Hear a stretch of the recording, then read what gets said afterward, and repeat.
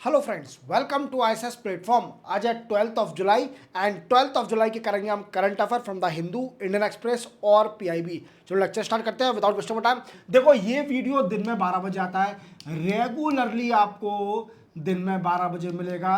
Clear. Sunday को कभी कभी मिल सकता है, कभी कभी नहीं मिल सकता, ये मैंडेटरी नहीं है, मेरे पे बाउंडेशन नहीं है। अगर संडे को कोई काम हुआ तो मैं नहीं बनाता हूं, और अगर फ्री रहा तो डेफिनेटली आपके लिए बना देता हूं। चलते हैं वीडियो समझते हैं। देखो सबसे पहले पढ़ेंगे USA would impose 35% on Canada. देखो यूएसए ने अभी क्या किया है कि फिर से टैरिफ इम्पोज कर दिया है ऑन कनाडा विच इज 35%। अब ये कब से लागू होगा, इवन क्यों किया है, क्या रीजन है, कनाडा ने ऐसी क्या गलती कर दी कि डोनाल्ड ट्रंप साहब ने इसको धमकी दी कि 35% तुम्हें टैरिफ लगाया जाएगा। क्या है मैटर वो मैं आपको डिटेल में समझाऊंगा। Then after one nation one election. देखो जैसे कि आप जानते हो कि मैंने एक इंडिविजुअल वीडियो बनाया था वन नेशन वन इलेक्शन पर, simultaneously election in India. Clear. हालांकि उस वीडियो की लिंक आपको इस वीडियो के डिस्क्रिप्शन में मिल जाएगी, देख लेना। वन नेशन वन इलेक्शन के नाम से है वीडियो, बट आपको पूरा समझ में आ जाएगा कि वन नेशन वन इलेक्शन क्या है, कौन सा अमेंडमेंट होगा, कौन सा आर्टिकल ऐड होगा, इलेक्शन कैसे कराए जाएंगे, फिर जो गवर्नमेंट का टाइम पीरियड बचा है उसको कैसे खत्म किया जाएगा। इवन हर चीज मैंने क्लियर किया है, देख लेना वन नेशन वन इलेक्शन। अब इसके लिए जो chief justice of India, former chief justice of India, वो क्या पार्लियामेंट कमेटी के अगेंस्ट बिफोर आए थे, उन्होंने क्या बोला है और ऐसा क्या बोला है वन नेशन वन इलेक्शन में, वो अपन को जानना चाहिए। देखते हैं।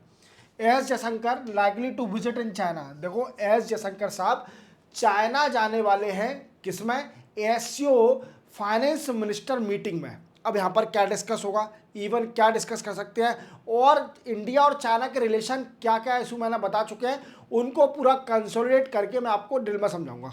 Then after Chhattisgarh established authority. देखो छत्तीसगढ़ ने अभी एक अथॉरिटी सेटअप करी है for plan development of urban city, as well as एक बिल भी पास किया जिसका नाम है Chhattisgarh agriculture producing marketing amendment bill 2025। ये बिल क्या करेगा वो मैं आपको डिटेल में बताऊंगा। Then after Astra beyond visual air to air missile. देखो क्या है कि अभी government, we can say government तो नहीं बोला, हाँ गवर्नमेंट भी वो डेफिनेटली अभी टेस्ट फायर किया है अस्त्र एयर टू एयर मिसाइल का, ये सक्सेसफुल हुआ। ये मिसाइल क्या है ये मैं आपको डिटेल में समझाऊंगा। Then after international manuscript heritage conference. देखो इंडिया में पहली बार इंटरनेशनल मनुस्क्रिप्ट हेरिटेज कॉन्फ्रेंस होने जा रही है, कब होगी, इवन क्या डिस्कस किया जाएगा इसके अंदर, वो मैं आपको डिटेल में समझाऊंगा। Then after government incentive for E truck purchaser. देखो क्या है कि गवर्नमेंट अब इंसेंटिव देगी जो भी पर्सन इलेक्ट्रॉनिक ट्रक खरीदना चाहता है, जिससे हमारे इंडिया में पॉल्यूशन रिडक्शन हो, जितना भी कार्बन इमिशन हो रहा है ये सब खत्म हो। इसलिए गवर्नमेंट ने जो कि पीएम ई ड्राइव स्कीम निकाली थी, वो मैं अभी आपको बताऊंगा क्या स्कीम है, और इसी के अंदर कुछ पैसा ई ट्रक परचेजर के लिए रख दिया है, वो मैं बताऊंगा कितना है। चलते अपन। देखो USA would impose 35% tariff on Canada. देखो यूएसए के डोनाल्ड ट्रंप साहब ये मान ही नहीं रहे हैं। इवन आपको पता है अभी मैंने रिपोर्ट पढ़ी थी कि यूएसए में क्या हो रहा है, हालांकि इनको टैरिफ से कई सारा रेवेन्यू तो मिला है, बट जो पीपल है वहाँ के उनका बड़ा लॉस हो रहा है। इवन जो कंपनियां हैं उनका भी लॉस हो रहा है, और वो लॉस में जाते जा रही हैं। देख रहे हो आप कि बेनिफिट यूएसए गवर्नमेंट को हो रहा है, बट इसका लॉस लॉस किसको हो रहा है, जो पब्लिक है, जो कंपनियां यूएसए में हैं उनको लॉस हो रहा है अब यूएसए का टैरिफ के चक्कर में। अब वो छोड़ो, अपन कनाडा के बारे में समझते हैं। देखो कनाडा में क्या किया डोनाल्ड ट्रंप साहब ने, next year next month USA will impose 35% tariff on Canada product that exported in USA। समझो मेरी बात को। तो यही देखते हुए अब ये रीजन क्यों लिया है, देखो आप एक एग्रीमेंट साइन, आपका नाम याद रखना, यूएसए मैक्सिको कनाडा एग्रीमेंट। क्या है, यूएसए मैक्सिको कनाडा एग्रीमेंट। इस एग्रीमेंट में जितने भी गुड्स होंगे उन पर टैरिफ नहीं लगेगा, क्योंकि ये एग्रीमेंट साइन हो चुका है, we can say free trade agreement की तरह ही है। और आपने नफ्टा के बारे में सुना होगा, नफ्टा क्या ये north America free trade agreement,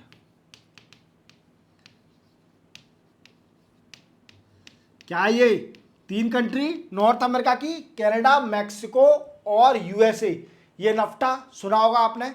अब ऐसे ही एग्रीमेंट साइन हुआ था यूएसए, कनाडा और मैक्सिको के बीच में, कुछ गुड्स को फ्री करना, टैरिफ फ्री करना। तो क्या है कि वो 35% जो नेक्स्ट मंथ से टैरिफ लगेगा ऑन कनाडा प्रोडक्ट, ये सारे प्रोडक्ट जिसमें इसमें आ रहे होंगे वो सबको रिलीफ मिल जाएगा। क्लियर। अब ये ऐसा कर क्यों रहे हैं भाई, इनको धमकी क्यों दिया यूएसए ने? देखो क्या है कि कनाडा से एक केमिकल आ रहा था, वी कैन से ड्रग्स आ रहा था, जिसको बोलते हैं फेंटानिल। क्लियर। ये मैंने आपको प्रीवियस लेक्चर में बताया था कि चाइना को भी धमकी दी थी कि चाइना से ये ड्रग्स आ रहा है और इससे हो क्या रहा है। देखो ये यूज किया जाता है पेन किलर की तरह, पेन किलर और treatment of cancer patient, cancer patient का ट्रीटमेंट के लिए और पेन किलर के लिए इसका ड्रग्स का यूज करा जाता है। बट यूएसए में क्या हो रहा है, इस ड्रग्स को नशे की तरह लिया जा रहा है। क्या लिया जा रहा है? एडिक्टेड होते जा रहे हैं लोग बाग, इस ड्रग्स के एडिक्टेड होते जा रहे हैं। इवन इसको मॉर्फिन, इवन जो जितने भी ड्रग्स हैं इनसे खतरनाक है ये ड्रग्स। इवन इसकी आदत पड़ती जा रही है लोगों को और नशेड़ी होते जा रहे हैं। क्या होते जा रहे हैं? नशेड़ी होते जा रहे हैं, आदी होते जा रहे हैं इस ड्रग्स के। तो इस ड्रग्स ये कनाडा से आता है, कनाडा से आ रहा है। तो यूएसए इसी बात को देखते हुए कनाडा से बोला कि अब तुम्हारे पास 35% मैं टैरिफ लगाऊंगा तुम्हारे प्रोडक्ट पर, क्योंकि तुम्हारे कनाडा से जो ड्रग्स आ रहा है जो कि मेरे देश के लोगों को नशेड़ी बनाते जा रहा है, आदी बनाते जा रहा है, हैबिचुअल बनाते जा रहा है इस ड्रग्स का। क्लियर। इसी के साथ दूसरा डिसीजन कनाडा यूएसए ने बोला कि कनाडा क्या कर रही है, Canada is imposing tariff and non tariff on USA dairy and agriculture sector. और जैसे आप जानते हो कि डोनाल्ड ट्रंप साहब को जीतने की यूएसए में पॉसिबिलिटी क्यों हुई, क्योंकि इनको जितने भी farmer dairy sector, animal husband से रिलेट करते हैं, उन सभी का डोनाल्ड ट्रंप साहब को बड़ा सपोर्ट है। और आप जानते हो कि अभी इंडिया और यूएसए के बीच में टॉक चल रही है on the issue of bilateral trade agreement, और ये साइन भी नहीं हो रहा।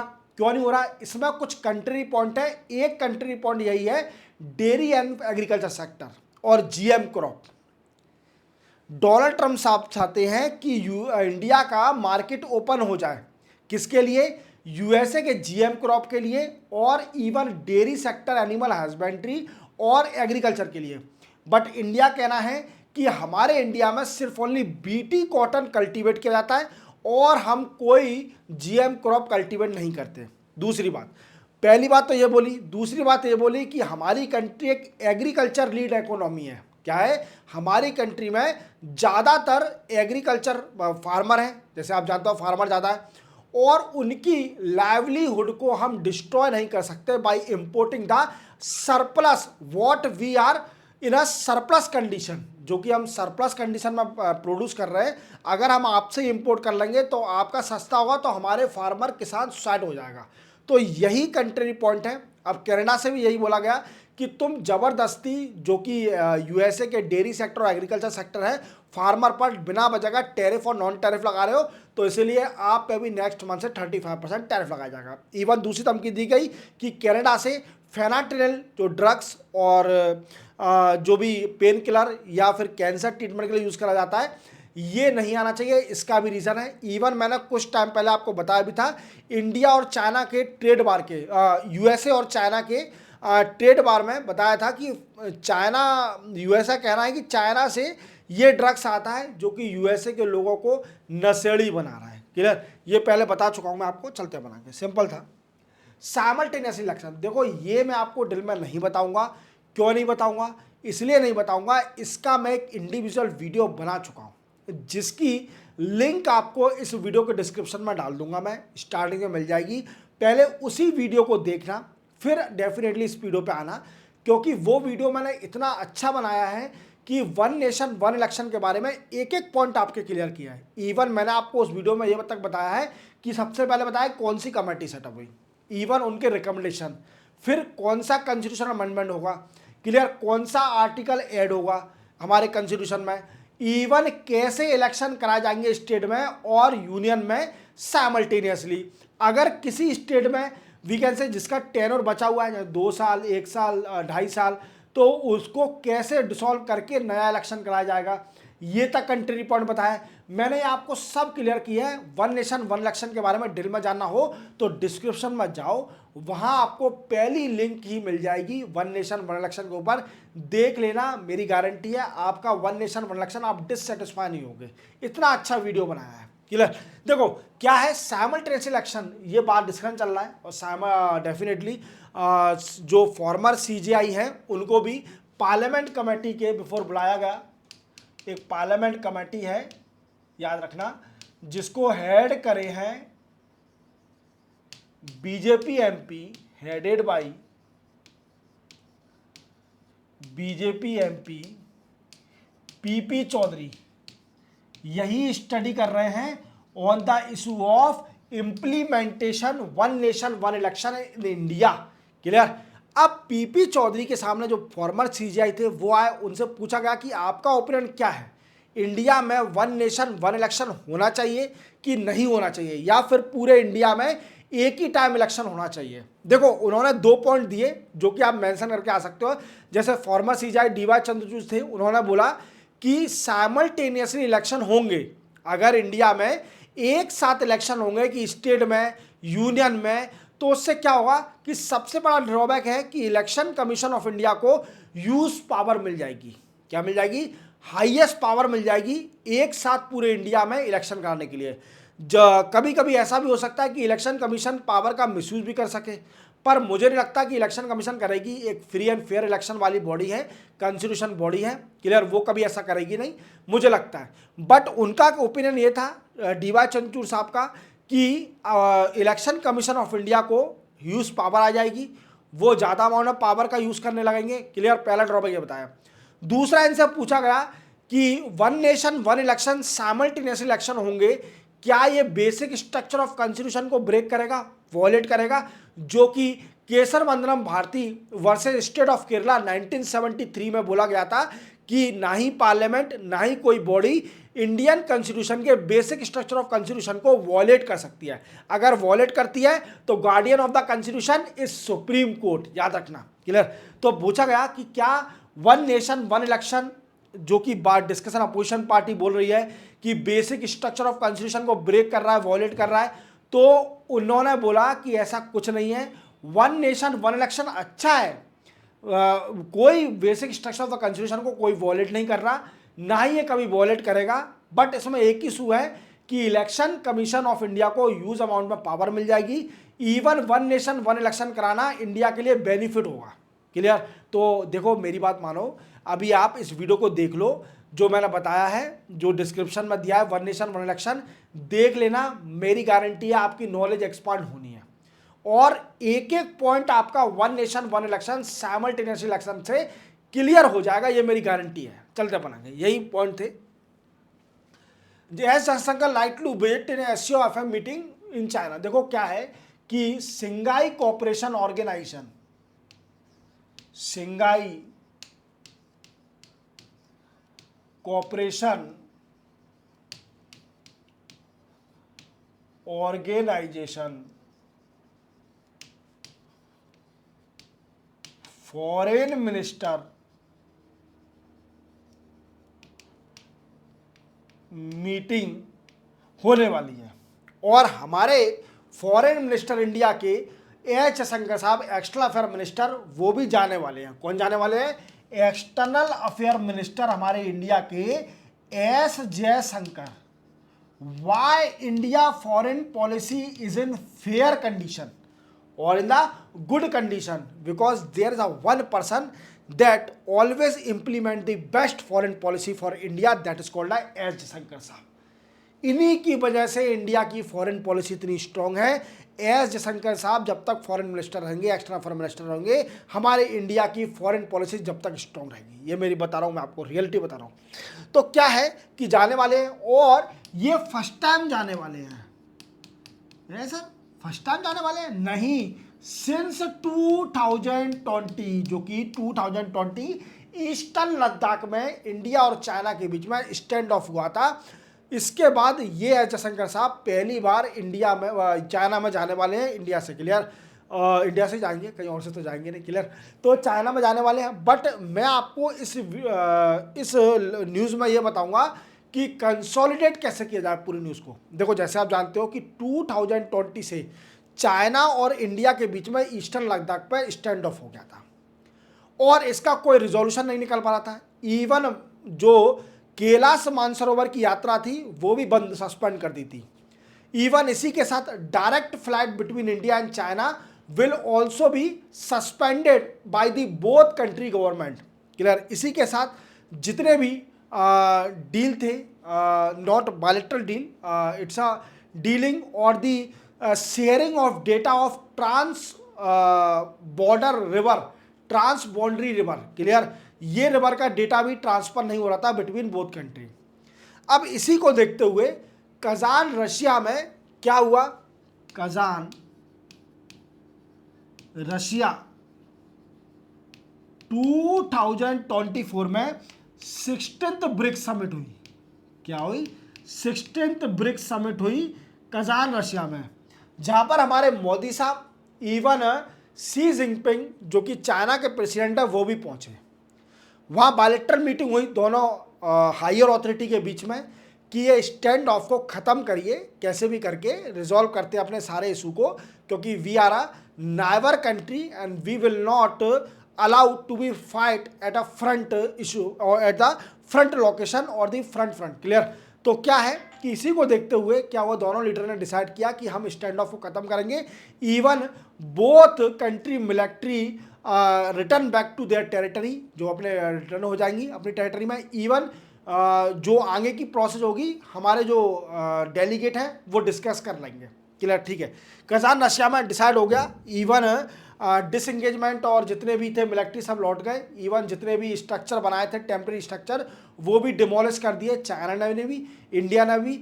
इवन पेट्रोलिंग भी स्टार्ट हो गई थी दीपसांग एरिया में, याद रखना, दीपसांग एरिया में पेट्रोलिंग भी स्टार्ट हो गई थी।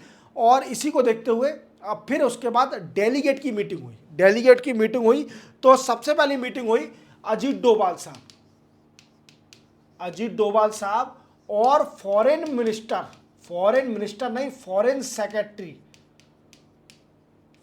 सेक्रेटरी जी आपकी मीटिंग हुई, और वहां के फॉरेन सेक्रेटरी उनकी मीटिंग हुई। इवन डिसाइड किया गया कि 5 पॉइंट पर फोकस किया जाएगा। 5 पॉइंट पर फोकस। सबसे पहला क्या है कि रिजम्पशन ऑफ कैलाश मानसरोवर यात्रा, क्लियर। कैलाश मानसरोवर यात्रा की जो यात्रा है, जो भी श्रद्धालु जाते हैं, शिव जी की जगह मानी जाती है, शिव जी यहाँ पर विराजते हैं, क्लियर। तो ये फिर से रिजम्पशन करी जाएगी। Then after start direct flight between India and China,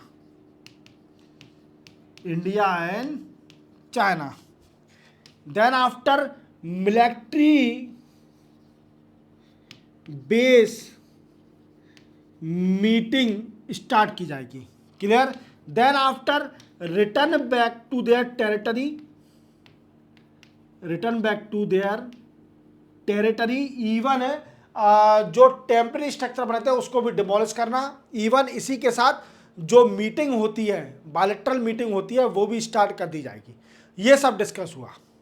अब ये डिस्कस होने के बाद धीरे धीरे इंप्लीमेंट हो रहा है, क्लियर। इवन अभी हमारे डिफेंस मिनिस्टर की मीटिंग थी, Shanghai cooperation organisation defence minister China में, तो हमारे ये राजनाथ सिंह साहब भी गए थे चाइना में।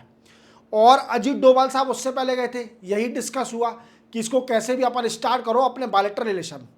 बट बीच में क्या हुआ कि पाकिस्तान से थोड़ा बहुत कॉन्फ्लिक्ट स्टार्ट हो गया था हमारा, जैसे ऑपरेशन सिंदूर हमने किया तो पाकिस्तान को बुरा लग गया, क्योंकि उनके जो पालते हैं जो टेररिस्ट लोग जो कि स्टेट स्पॉन्सर हैं पाकिस्तान के, जो कि उनके हिसाब से चलते हैं, मतलब पाकिस्तान पूरी गवर्नमेंट उनके हिसाब से चलती है, ना कि वो लोग बाग पाकिस्तान की गवर्नमेंट के हिसाब से चलते हैं। यही बात ध्यान रखना, क्लियर, अपोजिट है यहाँ पर, इस कंट्री में अपोजिट है।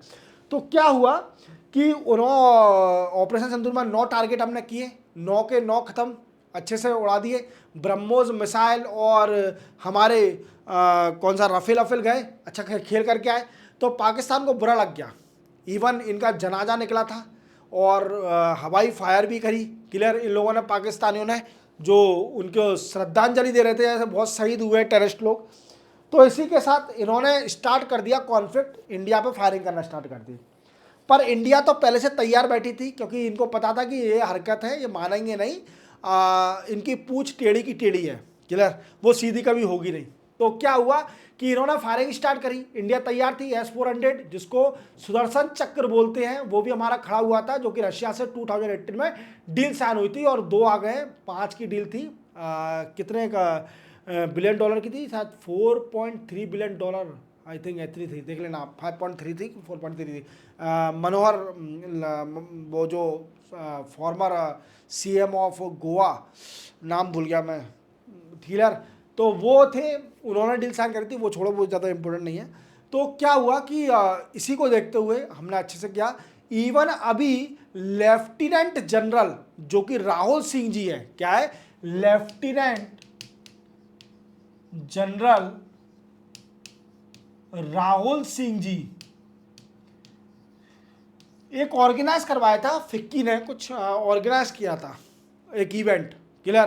तो इस इवेंट में राहुल सिंह जी ने बताया, लेफ्टिनेंट जनरल जी ने, कि जब पाकिस्तान और इंडिया का कॉन्फ्लिक्ट चला था 4 डेज का, तब चाइना पूरा इनपुट दे रही थी कि कहाँ कहाँ पर डिप्लॉय है इंडिया के, क्या क्या चीज़ें, पाकिस्तान को पूरा इनपुट दे रही थी। इवन इन्होंने ये तक बताया था कि जब DGMO की मीटिंग चल रही थी इंडिया और पाकिस्तान के बीच में, तभी भी पाकिस्तान को पूरे इनपुट दे रही थी चाइना। और इन्होंने दूसरी बात ऐसा बोला था कि China considered as a India Pakistan border as a test place of their weapon, अपने वेपन को टेस्ट करने की प्लेस समझती है, बॉर्डर एरिया को, जो इंडिया पाकिस्तान का बॉर्डर एरिया है, इसको टेस्ट करने की प्लेस समझती है। इवन वो क्या करती है कि अपने आर्म एंड एम्यूनिशन पाकिस्तान को देती है और पाकिस्तान इसको इंडिया के खिलाफ यूज करती है। तो it is a indirectly to the testing of their China weapon, clear, समझ मेरी बात को। तो यही कहानी थी। अब ये क्या डिस्कस होगा, इसी बात को आगे बढ़ाया जाएगा, जब हमारे फॉरेन मिनिस्टर जाएंगे तब मैं आपको डिटेल में समझाऊंगा। चलते बनाएंगे। Chhattisgarh establish authority for plan development and agriculture produce market amendment bill. देखो क्या है कि अभी छत्तीसगढ़, जो कि विष्णु साहा दियो यहाँ के CM हैं छत्तीसगढ़ के, इन्होंने बड़े अच्छे डिसीजन, 2 डिसीजन लिए हैं। सबसे पहला डिसीजन लिया इन्होंने कि एस्टेब्लिश, पहले क्या करेंगे, ये एक एस्टेब्लिश करेंगे ऑथोरिटी सेटअप करेंगे for plan development of cities. एक ऑथोरिटी बनाई जाएगी जो कि सिटीज को डेवलप करने में प्लानिंग करेगी, इवन अच्छी तरह से। और कौन कौन से पॉइंट ऑफ फोकस करा जाएगा, efficient land use, sustainable development and environment conservation. इन 3 चीज पर फोकस किया जाएगा जब भी किसी सिटी को प्लान करेंगे, क्लियर, जो ऑथोरिटी काम होगा। इवन इनका कहना है कि इन 2050 तक, नहीं 2031 बोला है इन्होंने, सॉरी 2031 तक सॉरी इन 2031 तक 50 लाख पॉपुलेशन हो जाएगी सिटीज की, 50 लाख पॉपुलेशन हो जाएगी सिटीज की। और इन्होंने दूसरा डिसीजन लिया है कि जो रायपुर सिटी है, जो कि इनकी कैपिटल है रायपुर सिटी, मुझे यार आप एक डाउट है मुझे अभी भी छत्तीसगढ़ में, इन्होंने कुछ टाइम पहले डिसीजन भी लिया था छत्तीसगढ़ ने कि अब रायपुर नहीं होगा कैपिटल छत्तीसगढ़ की, अब नया रायपुर जो न्यू रायपुर बना है वो होगा। तो वो मुझे कंफर्म करके बताना कि वो डिसीजन एक्चुअल में इम्प्लीमेंट हो चुका है, एग्जीक्यूट हो चुका है कि नहीं हुआ है, कि रायपुर ही अभी रिमेनिंग कैपिटल है छत्तीसगढ़ की। क्लियर? तो रायपुर को कनेक्ट किया जाएगा, कनेक्ट विथ 2 सिटीज, 2 सिटीज से कनेक्ट किया जाएगा। कौन कौन सी? एक न्यू रायपुर, नया रायपुर से कनेक्ट किया जाएगा। इवन भिलाई, भिलाई याद होगा इंडस्ट्रियल एरिया है भिलाई, भिलाई में steel authority of India SAIL की कंपनी है भिलाई, और ये कहाँ पर है? दुर्ग डिस्ट्रिक्ट में, दुर्गी है ना, हाँ दुर्गी है डिस्ट्रिक्ट में है भिलाई। क्लियर? दुर्ग डिस्ट्रिक्ट में। तो भिलाई को और न्यू रायपुर को कनेक्ट किया जाएगा रायपुर से। ये तो पहला डिसीजन लिया है ना अथॉरिटी का, याद रखना कि छत्तीसगढ़ एक अथॉरिटी बनाएगी for plan development of the urban cities. Clear? दूसरा डिसीजन इन्होंने लिया है कि एक बिल पास किया है जिसका नाम है क्या? एग्रीकल्चर छत्तीसगढ़, सीजी और कर लेना, सीजी नाम भी दिया है, प्रोड्यूस मार्केट अमेंडमेंट बिल 2025। ये अभी इन्होंने एक बिल पास किया है जिसका मेन मोटिव है कि फार्मर की जो प्रोडक्ट प्रोड्यूस करता है वो ऑनलाइन सेल कर पाएगा। क्या कर पाएगा? Farmer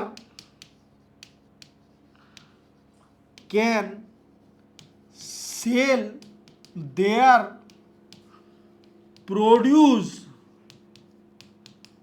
through online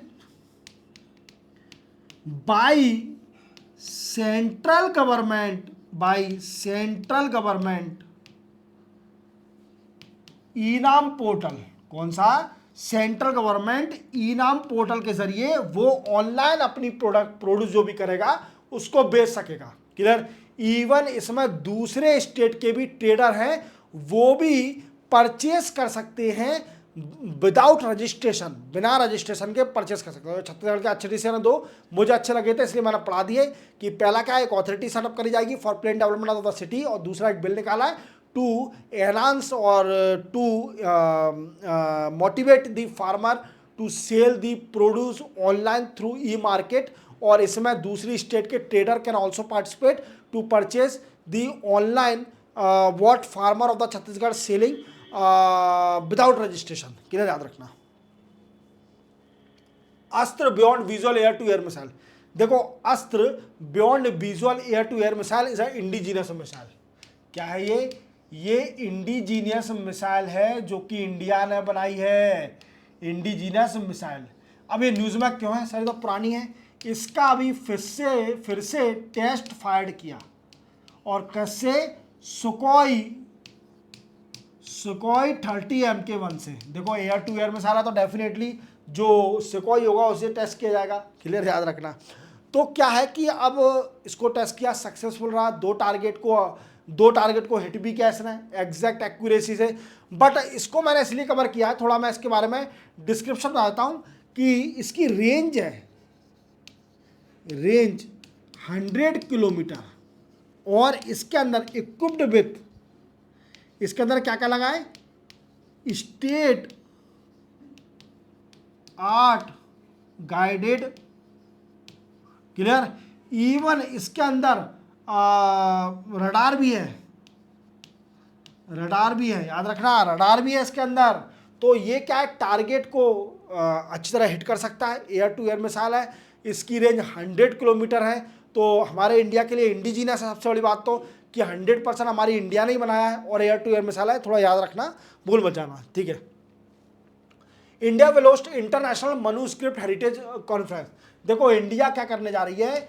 international manuscript heritage conference को होस्ट करने वाली है फर्स्ट टाइम, जो कि 11 सितंबर से लेकर 13 तक चलेगी। क्लियर, 11 और 13 चलेगी। इसमें कौन, इसमें स्कॉलर जो कि इंटरनेशनली स्कॉलर हैं, इवन थॉट जो थॉट देते हैं, थॉट है, इवन का स्कॉलर कंसोर्टियम, ये सारे इसमें पार्टिसिपेट करेंगे। इवन अपनी जो भी आर्कियोलॉजिस्ट है, मनुस्क्रिप्ट लिखते हैं, मनुस्क्रिप्ट को स्टडी करते हैं, इवन लैंग्वेज की स्टडी करते हैं, ये सभी डिस्कस करेंगे ऑन द इशू ऑफ, मैं आपको आगे बताऊंगा।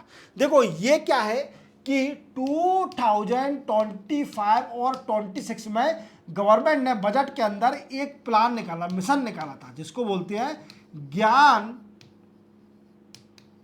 भारतम मिशन। कौन सा है?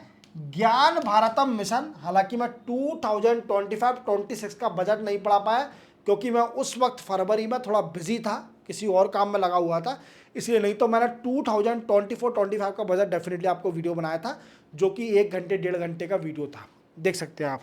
क्लियर, अब क्या देखना 2024 का है बताओ, ठीक है। अब 2026-27 का पढ़ाऊंगा मैं आपको, ठीक है। सुनो मेरी बात, अब क्या है ज्ञान भारतम मिशन, ये लॉन्च किया था, ये इसी का पार्ट है इंटरनेशनल मनुस्क्रिप्ट हेरिटेज कॉन्फ्रेंस। अब ये है क्या, देखो ज्ञान भारतम मिशन, देखो इसको जान लीजिए। इसका मेन मोटिव है preserve, digitalise and we can say digitalise and disseminate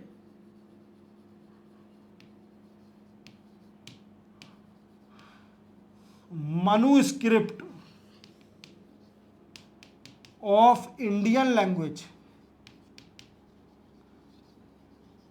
clear, जो कि इंडिया की मनुस्क्रिप्ट है उनको डिसेमिनेट करना, स्प्रेड करना, इवन उनको प्रिजर्व करना, डिजिटलाइज करना, ये इसका मेन मोटिव है। क्लियर, तो ये इसी का ही पार्ट है हमारा, इसका मेन मोटिव है। जैसे आप जानते हो मनुस्क्रिप्ट क्या होती है, जो कि बड़े बड़े राजा थे, एशियन टाइम के थे, जो कि लिख के चले गए, तो वही है मनुस्क्रिप्ट। क्लियर, अपनी वाणी, अपने विचार, अपना रूल सब कुछ लिख के चले गए, जो कि हमारे लिए बेनिफिशियल है कि हाँ एशियन टाइम में कैसे रूल किया जाता था, कैसे कल्चर था, इवन ये सब चीज़ हमको सिखा के चले गए। तो अच्छी बात है ज्ञान भारतम मिशन, और इसी की स्टडी करना ज्ञान भारतम मिशन है, प्रिजर्व करना। Central scheme to incentivise purchase of E truck. देखो क्या है कि अभी गवर्नमेंट ने एक स्कीम निकाली है। क्या स्कीम निकाली है? जो कि जैसे आप जानते हो पीएम ई ड्राइव के बारे में। पीएम ई ड्राइव क्या है? देखो जैसे आप जानते हो कि हमारे इंडिया में इलेक्ट्रिक व्हीकल को प्रमोट करना is a responsibility of government as well as public, क्योंकि हमारे यहाँ पर कार्बन इमिशन ज़्यादा हो रहा है और हमारा टारगेट है कि 2070 तक जीरो कार्बन इमिशन करना है हमें। कितना? जीरो कार्बन इमिशन करना है। और इसके लिए सबसे पहले डीजल और पेट्रोल की व्हीकल को खत्म करना पड़ेगा और इलेक्ट्रिक व्हीकल को प्रमोट करना पड़ेगा। देखो इलेक्ट्रिक व्हीकल तो सभी ले सकते हैं, बट क्यों नहीं लेते हैं? क्योंकि इनके चार्जिंग पॉइंट नहीं है हर जगह। क्लियर, जैसे पेट्रोल पंप है हर जगह, ऐसे ही इलेक्ट्रिक व्हीकल के चार्जिंग पॉइंट बड़े कम खुले हुए हैं। जब भी इंडिया में चार्जिंग पॉइंट ज़्यादा हो जाएंगे इलेक्ट्रिक चार्जिंग पॉइंट, तो जैसे ही इंडिया प्रोग्रेस कर लेगी इलेक्ट्रिक व्हीकल है, मुझे लगता है। तो इसी को देखते हुए पीएम ई ड्राइव एक स्कीम लॉन्च करी गई थी, जिसका मोटिव था प्राइम मिनिस्टर, फुल फॉर्म बता रहा हूँ, prime minister electronic drive revolution in innovation vehicle enhancement. Clear, budget में इसको लॉन्च किया गया था। और ये जो हमारी इंडिया की जो पुरानी स्कीम थी, फेम स्कीम, इसको खत्म करना था और नई स्कीम आई पीएम ई ड्राइव, जिसका मैंने आपको फुल फॉर्म बताया। इसके लिए गवर्नमेंट ने 10,950 करोड़ रुपीस भी अलोकेट कर दिए थे। अब इसी को देखते हुए गवर्नमेंट ने क्या किया कि 500 करोड़ रुपीस अलोकेट कर दिया सिर्फ ओनली ई ट्रक को प्रमोट करने के लिए इंडिया में। जैसे आप जानते हो कि हमारी हाईवे पर कई सारे ट्रक निकलते हैं, इवन वो डीजल पेट्रोल चलते हैं और कार्बन इमिशन ज़्यादा करते हैं क्योंकि उनकी खपत ज़्यादा है और ज़्यादा भी कार्बन इमिशन करते हैं। तो अगर हम पूरे ट्रक इलेक्ट्रिक व्हीकल कर देंगे तो डेफिनेटली ये कार्बन इमिशन से हमको बचाएगा। इसी को देखते हुए 500 करोड़ रुपीस सिर्फ ओनली ई ट्रक को प्रमोट करने के लिए गवर्नमेंट ने अलोकेट कर दिया है, इसी में से पीएम ई ड्राइव में से। अब दिया क्या जाएगा, देखो इंसेंटिव दिया जाएगा, जो भी ट्रक खरीदने में इंटरेस्टेड इलेक्ट्रिक व्हीकल उसको 9.6 लाख का परचेजिंग इंसेंटिव दिया जाएगा। क्या दिया जाएगा, परचेजिंग इंसेंटिव 9.6 लाख, 96 नहीं है, 9.6 लाख परचेजिंग इंसेंटिव दिया जाएगा। कैसे दिया जाएगा, ये दिया जाएगा अप फ्रंट के हिसाब से। अप फ्रंट कैसे, अप फ्रंट मतलब ओरिजिनल इक्विपमेंट मैन्युफैक्चरिंग ओईएम को दिया जाएगा, क्लियर, परचेजिंग करने के लिए by PM E drive portal, PM E drive portal. अब ये हर किसी को मिलेगा क्या बेनिफिट, नहीं, इसमें भी कंडीशन लगा दी है, वेट का कंसेप्ट लगा दिया कि ट्रक कितने टन का है, इसमें कंडीशन लगा दी है। इवन अगर जो मैन्युफैक्चरिंग कंपनी है वो अगर गारंटी देती है, जो ट्रक में, जो ट्रक के अंदर बैटरी लगी है, अगर उसकी 5 ईयर की गारंटी देती है, 5 ईयर की वारंटी देती है, गारंटी नहीं, गारंटी तो कोई आज की दुनिया में इंसान की भी नहीं दे रहा, क्लियर, वारंटी देती है, और 5 ईयर वी कैन से 5 लाख किलोमीटर, या तो 5 साल की वारंटी दे दो या फिर 5 लाख किलोमीटर बैटरी चलना चाहिए, तो ये स्कीम का बेनिफिट ले सकती है मैन्युफैक्चरिंग कंपनी। दूसरी कंडीशन लगा दी, व्हीकल की भी गारंटी देनी पड़ेगी। व्हीकल की कितनी, 5 ईयर की और 2.5 लाख किलोमीटर की आपको वारंटी देनी पड़ेगी। ये भी तभी आप इस स्कीम का बेनिफिट ले सकते हो। 9.6 लाख परचेजिंग आपको इंसेंटिव मिल जाएगा। ट्रक खरीदना है तो इलेक्ट्रिक व्हीकल का, समझे मेरी बात को। तो गवर्नमेंट क्या है कि हमारे इंडिया में इलेक्ट्रिक व्हीकल की ज़रूरत है, इसको प्रमोट करना है, और प्रमोट करने के लिए गवर्नमेंट को मदद करनी पड़ेगी। जैसे PM E drive scheme launch करी गई थी। पीएम ई ड्राइव का फुल फॉर्म क्या है, प्रधानमंत्री electronic drive revolution in innovation vehicle enhancement, clear, याद रखना, बिल्कुल आपको याद रखना है ये स्कीम, क्लियर। तो इसी के साथ ये आपके 12 जुलाई के करंट अफेयर कंप्लीट होते हैं। चैनल को सब्सक्राइब और बेल आइकन प्रेस करना भूलें, बेल आइकन जरूर प्रेस करें जिससे आपको मेरे नए वीडियो की नोटिफिकेशन मिल सके। कई सारे बच्चे बेल आइकन प्रेस नहीं कर पा रहे हैं, तो उससे क्या है, उनके इंपॉर्टेंट वीडियो मिस होते जा रहे हैं, क्लियर। वो आप पे डिपेंड करता है, नोटिफिकेशन आने दो। अगर आपको नहीं पसंद है मत देखो, अगर जो वीडियो पसंद है वो देखो, पर बेल आइकन जरूर प्रेस करो, क्लियर। कल है संडे, कल मैं नहीं मिलूंगा, कल हॉलीडे है, कल मैं आउट ऑफ सिटी जा रहा हूँ। अब सीधे मैं आपको डायरेक्ट मंडे को मिलूंगा। तब तक के लिए जय हिंद।